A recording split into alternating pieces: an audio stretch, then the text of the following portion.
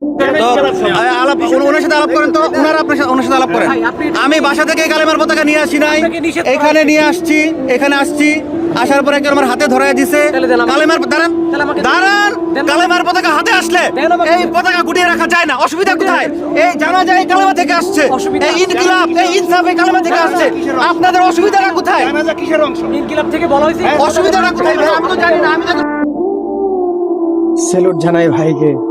এই দেশে, মুসলমানের দেশে কালেমার পতাকা উড়বে নয়তো কি উড়বে? আপনারাই বলুন বন্ধুরা। সবাই ভিডিওটি ছড়িয়ে দিন, সবাইকে দেখার অনুরোধ জানাচ্ছি এবং সবাইকে দেখার সুযোগ করে দিন এবং সবাই এর আওয়াজ তুলি, জোরসে শুনছি। ইসলামের বিজয় হবে ইনশাআল্লাহ। কালেমার পতাকা এদেশেই উড়বে ইনশাআল্লাহ। সবাইকে ধন্যবাদ।